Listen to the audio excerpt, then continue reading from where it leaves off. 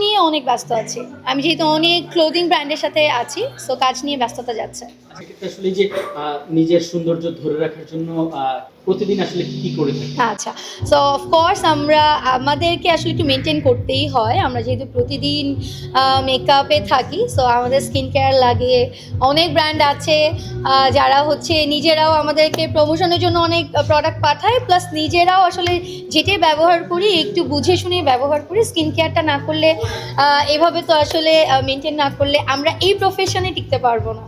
So of course maintain করা হয়। আচ্ছা, ব্র্যান্ড প্রমোটার যারা আছে তাদের বেশিরভাগ জিনিসই দেখা যায় গিফট। হুম। সেক্ষেত্রে আসলে আপনার কেমন গিফটের জিনিসগুলো আসে আর সেগুলো সবসময় ব্যবহার করা হয় কি? আচ্ছা, হ্যাঁ, গিফটের আমাদের অনেক জিনিস অ্যাকচুয়ালি আসে, যেটা সত্যি কথা। ব্যবহারও করা হয়। সব কিছু তো আসলে দেখা যায় যে ওরকম থাকে না up to the mark, but still অনেক ভালো ভালো ব্র্যান্ড অনেক গিফট করে থাকে, and এগুলো ব্যবহার করা হয়। আচ্ছা, এখন আসলে কি নিয়ে ব্যস্ত সময় পার করছেন?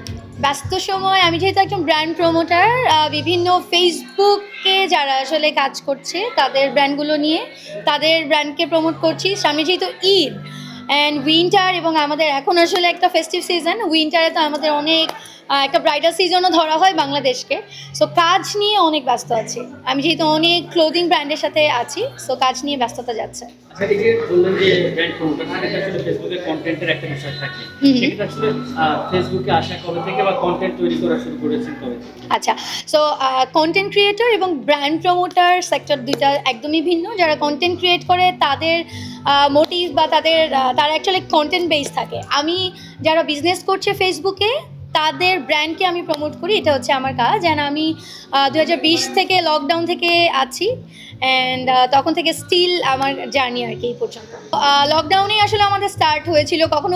কখনোই কল্পনা করিনি ফেসবুকে আসলে এরকম একটা প্ল্যাটফর্ম হবে, ফেসবুকে ইনকামের রাস্তাটা এরকম হবে। I was full time corporate lady. আমি 2012 সাল থেকে একদম 2020 পর্যন্ত টানা কর্পোরেট জবেই ছিলাম।